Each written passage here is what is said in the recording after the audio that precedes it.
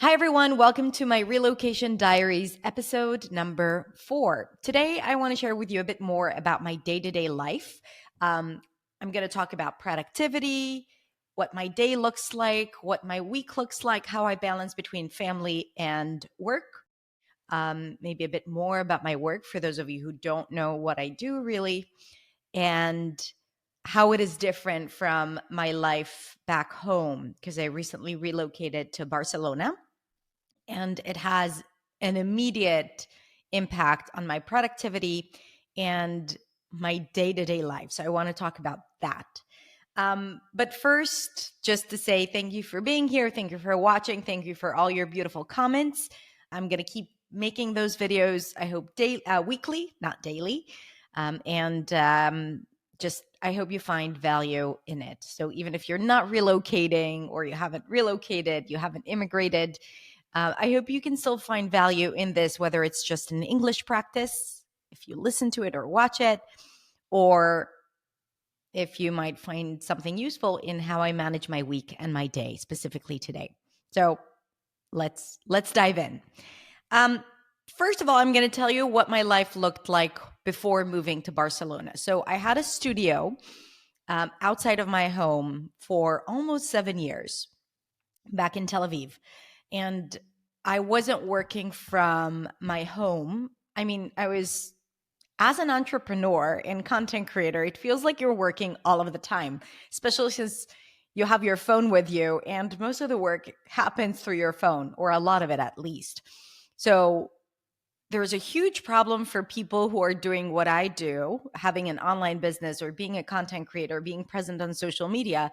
There's a huge problem with setting the boundaries on what's considered work, what's considered just like downtime on social media, and what's considered playtime or family time. And I really, really struggled with that back home. So I did have a studio, which was great. Like I loved leaving my home in the morning, going to a different place, my work environment, working from there, recording videos from there, and then going back home to my daughters.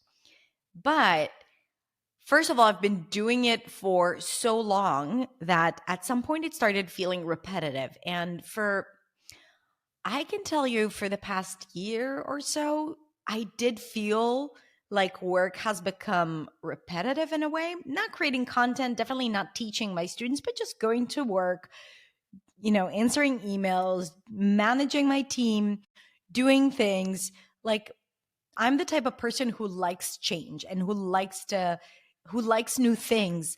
And we had projects in our company, but these were things that we already knew how to do. So because I wasn't feeling super creative every single day, it has affected my productivity. So it would take me a lot more time to get things done and to create things. And I wasn't feeling super joyful to go to work every day. Like I really enjoyed going to work, but it wasn't like I felt super accomplished at the end of the day. And that has been the case for the past year or so. But I still love what I do, don't get me wrong. And I loved what I did back then. Another challenge that I had when I was living back home is my daughter's schedule. So I don't know if you know this, but I have 2 daughters. One is Amalia, she's 10 years old, and the other one is Asya. She is 8 years old. My heart and soul, both of them, really. And their school used to start at 8:30 in the morning and end at 2:30. And on Tuesdays, it was 1:30. So their day was really, really short. And I have a lot of work to do. So it ended up being almost impossible for me to get a lot of things done during that period of time. So I ended up not always picking them up from school. Thankfully, Gil, my partner, we are equal. Sometimes he does a lot more than me when it comes to picking up the girls, making food, making sure that the household is running well, especially when we get into busy periods. So I ended up not having, because I didn't pick them up at a certain time. Sometimes I did. So a few days a week or once a week, I would go and pick them up. And on other days, I would just come home at around 4, 5, and sometimes even later at night when I would have to teach or have meetings until really late because I work with US time. And then the hours are different. Like I would have to work in my afternoon when I teach or when I work with my team who's based in the US. So there were no clear boundaries around when the day actually ends. So I would say, okay, today I'm going to get home at 4, and then I would end up getting home at 5 or 6. Or I would go pick the girls up at 2:30, and then that's it. The day's over, and I haven't had time to do things. So I would try to finish some things up at night. So it felt really, really scattered. And also, we would take them to school. By the time I got to the studio, it would be 9 a.m. Already, like I'm already tired from my morning. So my days were not super efficient, and I wasn't super excited about like doing the work in the workspace that I had. Now, every now and then I would go to this co-working space or go work at a cafe. And usually I get a lot of stuff done when I'm taking myself outside of my regular workspace. That's just how I work. And I do get inspired when it comes to creating content when I'm at a different place every now and then. So that's how things went. And it was going well. Like I did get work done. I did spend a lot of time with my daughters. Also, like back home, my daughters were really busy, a lot busier than here. Like they had friends to go to, extracurricular activities. They had all these things that they wanted to do after school. So it wasn't like we had a lot of time at home. We would get home at like 7 or 8 p.m., eating dinner and getting them ready to sleep after a really, really long day with a lot of activities, which was amazing. But also, like, we didn't have a lot of quality time in the afternoon because they were so busy. And we were also busy trying to juggle work and life. And Gil also worked with me in my business. Like it's been happening less and less in a good way because he wants to pursue other things and he's doing all these other things as well. But still, like sometimes he has to do a lot of important things inside our business, and we're both busy. So it wasn't ideal, but it was also working for us. But the main thing is that I felt I didn't have clear boundaries between work and between my personal life because of all the things that I told you. And also it's a mindset thing, right? Like you could tell me, well, Hadar, you could have just decided to finish at 4 p.m. and that's it. And it's true.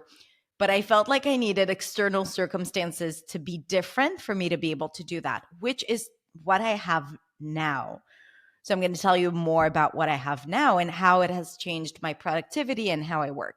So now we drop the kids. So different. The day here is so much longer. Their school starts at 8:30 and ends at 4:30. Already a lot longer.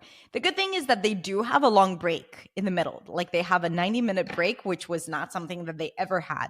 And I think it's great. They have time to be with their friends, to chill, to eat well, even though they don't really eat there. But that's a different story. And it's great. So it is a longer day, but it's more spaced out. However, it takes them almost an hour to get to school because the school they go to is only 20 minutes away, but the bus stop that we go to is pretty early on in the route. So it takes almost an hour to get to school because they have to pick up more kids and by the time they get there, and that's not a good thing because it adds 2 hours to their day without them being with us. But what ends up happening is that my day starts at 7:30 a.m. Which is something like there were times where my day, I would just wake up at 7:30 back home. So it's really like it has added an hour and a half, additional hour and a half in the morning for me. And if my day used to end at like 3, or I would continue feeling like, I have to catch up until 5 or 6. Now the day ends at 5:15 or even 5, right? The day ends at 5 because I go and pick them up, or Gil goes and picks them up, and then we spend time together at home because we have a lot less time together. And it's really important for me to be intentional about the time we spend together. So even though they might just need to eat and chill for a little bit and watch TV for half an hour because they had this really, really long day. And don't forget, they're trying to adapt. They're learning 2 languages. They are learning how to be social with new people. They're learning all these different topics that they've never learned before. The level here is completely different. So they have all of this to process and to invest energy in during the day, that by the time they see us, they give us a hug. They just want to eat and chill until they're ready to be present with us. But we've made an intentional decision to be there with them, even if they're watching TV, right? So all of a sudden, from kind of like this mishmash of work and life and girls and phone and all of that, like I have my day starts at 7:30 and then it ends at 5, and that's it. And sometimes I catch up on work when they go to sleep, because also I love it. Like I love doing certain things on my computer. I prefer that so much more than watching TV. I think it's great to watch TV, but like no, I chill by either being on social media or by doing some of the work that I need to do. I'm also in the process of getting certified to become a life coach. So I do have a lot of content that I consume there that is really inspiring, that gets me excited. And I sometimes do that at night, like, or in between. So as you can see, my day is a lot longer, my work hours, and also I have clear boundaries. Another thing that I noticed is that my weekend is longer. In back home in Tel Aviv, like Friday would be half a work day. So we would only have Friday and Saturday off. Friday would be half a work day. You got to go run errands, do grocery shopping. That's the only day that I had with the girls that we could do things in the morning where things are open, because Saturday everything is closed and Friday after 2 p.m. everything is closed. So Friday would always feel very, very stressed and like rushed.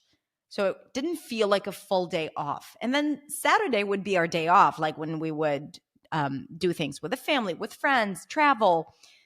So technically, I only had one day. Friday, I would also film a lot of times, like for the entire day. So I used to work on Friday. And here, no, like Saturday, off. Sunday, off, right? So I feel like I have a lot more time for myself and for my family. And that has had a huge positive impact on my well-being and our relationship with our girls. So I'm really, really happy about that. And I really recommend for anyone who tries to catch up on work during the weekend, it's so important to set clear boundaries, especially all you entrepreneurs, content creators. Like, really give yourself those 2 full days to recharge, to recover. I'm speaking from sheer experience. It has only been 2 months since we got here. And I can tell you that I start the week with a lot more joy, with a lot more energy than how it used to be when I used to work over the weekend, or at least when I used to have it just one day. Right. So 2 full days, and even more if you can do it. I can't currently, but that's definitely my vision for myself, to only have a 4-day work week. But there is still work I need to do. So, okay, so I have this week of 5 days where I start my day at 7:30 and at 5. I decided that when I have meetings and when I teach, it really takes up a lot of time and energy, right? Like preparing for it, or afterwards, after I have a few meetings back to back, like I can't go back to focused work. And a lot of the work that I do requires focus. I write copy, I write content, I develop courses, I develop different things. I think about the big picture of the business. And to do that, like, I really need to have the space and capacity, and I can't do it in between meetings. My brain is just not there. So I noticed that if I group or batch all my meetings on one day, or right now it's 2 days a week, 2.5 days, then I work a lot more efficiently. So I didn't used to do that before. But now I'm pretty strict about it. So I have Monday, which is a meeting day. We have like department level meetings and we have our leadership meeting on Mondays. So Monday is a day of teaching and of meetings. But then it's like a treat for a very busy day, and it's not nice to start Monday, like you start the week and you want to get a lot of things done and you can't because all your day is covered with meetings. But then Tuesday is a no meeting day. It's a focused work day. I usually go somewhere. There is a co-working space that I love going to. And I just walk there for an hour. It's by the beach, so it's farther away from my house. But I walk there. That's my daily workout. And I work there for the entire day. I get a lot of stuff done and I come back here. So that's on Tuesdays. Then Wednesdays, I usually have like a meeting day. Thursday is on and off. Like I would have some meetings and then maybe run some errands. I am still in the process of, getting stuff organized for my home. I still don't have a lot of furniture and things. I don't know if you can hear the echo because this room doesn't have a lot of furniture. So I need to also take care of things. So that's usually on Thursday after I do some things during the week. And then Friday is another day of focused work. So either I record videos or I write content, plan things, no meetings on Friday. And Friday is usually a shorter day. My girls come home earlier. And again, like that's the beginning of the week. So I try to just like close things for the week and prepare myself for the weekend so I wouldn't have to work or wouldn't feel stressed. So I make sure that I finish all the most important things that I had for the week. So that's my schedule. But now, how I organize my day. So technically, I work with the system where I set 3 main things that I want to accomplish for the week. So I set that at the beginning of the week or the end of the week, right? So I have those 3 big things that I want to accomplish. And then I have a list of other things that I need to do, people I need to contact. So those 3 objectives need to get done by Friday. And a lot of times, if I don't have clarity on what I need to get done, I get sucked into the ongoing work because there's always something and there's always someone who needs something and emails to respond to and messages to respond to. So I'm really clear about what my week needs to look like for me to say this was a good week or I have accomplished what I needed. So I have those 3 main goals. But then I also have that for the day.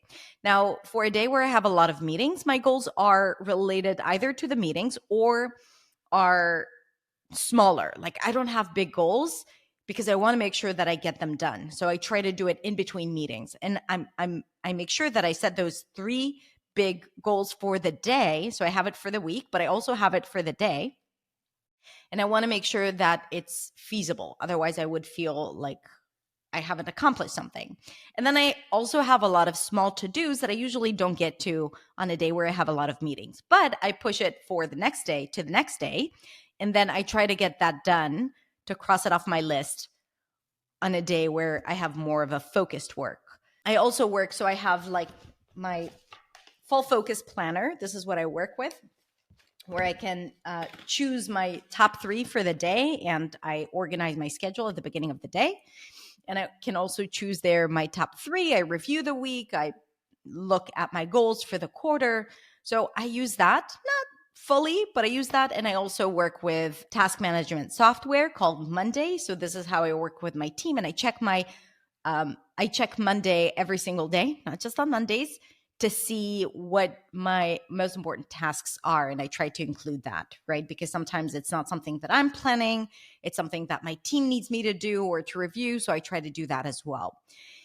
Right now, I'm in the process of looking for an executive assistant to help me organize my time, organize my meetings, organize my schedule, and to make sure that I get things done. So I think that is definitely going to help me with being on top of it, but not planning all day. I sometimes need someone to plan what I'm going to be working on, when, where, communicate with others, the times of the meetings, and that's it. And I think that would save me a lot of time, and I would just show up to do the work. So that's a big step for me. And I think I've been wanting to get an executive assistant for years now. All my team is like, Hadar, you need an assistant. And I know, but it's so hard for me to let go. But now I feel like I'm a lot more focused. And again, part of why I decided to move to Barcelona was to try out new things, to get out of my comfort zone, to do things differently. I was very, very happy and grateful for my life and happy with my life and with my work. But, there comes a time where you're like, okay, how do I grow more? How do I change? And that needs to happen with physical changes, right? Close the studio, open a different studio, move to a different country, hire someone who might help you with the things that you need help with, um, set clear boundaries, recharge yourself properly. So, like, sometimes you need to do those things to get you out of your comfort zone and to start doing the things that you want to do, or the things you need to do to get the results you want if your vision for yourself is different. And I think everyone should always have a vision for themselves that is different from where they're at. Like, I'm all about being content. I'm super content at any given moment, super grateful, love my life. But I also feel that I should always have a goal or always have a vision for where I want to go, because that keeps me motivated and inspired to show up every single day. And it helps my brain focus on what I need to do if I have a goal. If I don't have a goal, then I'm just like doing the same thing over and over again, right? But if I have a goal, a bigger goal, and sometimes even like an impossible goal, then I'm more focused, and then I only do the things that would help me get to that goal, and not a lot of other things that are fun or that other people want me to do, but they're not things that I actually need or want to do. I hope that makes sense. And don't get me wrong, I do make space for a lot of fun. We love traveling. I love going to restaurants. I hang out a lot with my daughters. We do silly things all the time. Now we're starting to explore the nature around us. We're doing a lot of things as a family. I try to spend time alone with Gil. We still don't have a babysitter, and we're still very busy during the day, but that's definitely a goal to plan more time just for the two of us and not just us as a family. I think it's important. But yeah, I'm all about, when you work, you set clear boundaries, and when you work in a really, really intentional and sometimes even intense way. That's how it is for me. But then when you're done, you really enjoy the people around you and what life has to offer. I also noticed that because I have extra time in the morning, I do try to take more time for myself in the morning. And that has been really, really helpful and impactful. So what I do is, once I drop the girls off at 7:30, I either go to the gym or I go for a walk, which is really nice because there's a lot of space here. And there is this beautiful avenue not far from me that once I get there, it's so inspiring to just walk. I'm going to record a video about what I love about being here. And one of the things is definitely walking in the city and seeing the city and seeing the city waking up. I love doing it. That inspires me so much and really helps calm my brain down. So I either go out for a walk or go to the gym and listen to a podcast or listen to one of my lessons inside my coaching program. And then I go home, take a shower, make myself coffee, look at my day, plan my 3 things for the day. I try to get into the habit of journaling a little bit in the morning. I haven't really built that habit, but that's definitely a goal of mine, to do that as part of my getting ready for the day routine. So just journal for a few minutes, or to write my goals, like my big goals. I used to do that, and that has been really nice, and I want to do that again. So I try to do that, and then I start working. So I do notice that I invest more in myself and I have more time for myself. And I think it's intentional, but also because of the schedule, and also because the gym is like 3 minutes away from my home, and because I have this gorgeous avenue to walk in. And that makes me more excited about doing it. I think it's possible to do it in whatever circumstance you're in, but it's just easier here which is good because it helps me do those things that I want to do. This is why I haven't done them before. It was more laborious. There was more friction around doing the things. So that's it. That's what my life looks like right now. And I'm sure it's going to change. But for now, I feel like those changes have been good. And I've been feeling more productive and I've been feeling more present with my family. And I hope to maintain it. There are a lot of ups and downs when you relocate, especially with my girls. Like there are days where they're super joyful and happy and excited, and there are days where they really miss home, especially my little one. It's hard to manage all those emotions, and of course, I could get sucked into it as well, and that might affect my ability to stay present, to do the work, to be focused. So I just surrendered to it because there are some days, for example, last week I had a really, really busy week. And then Friday I had a focus day and I just couldn't do anything. I just stayed in bed. I felt exhausted. I felt like I was getting sick actually, but I was just working too hard. And my body was like, nope, you're going to rest today.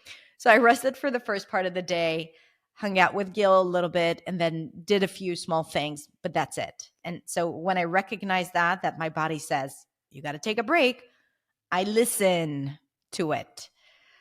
All right, that's it. If you feel like it, you can share a little bit more about how your day looks like, what your favorite part of the day is, maybe a bit about your morning routine. You can share it in the comments. You can send me a DM on Instagram. I'd love to hear more about you. And thank you for listening. Thank you for being here. That was it. That's episode number 4 in my Relocation Diaries series on the Influency podcast.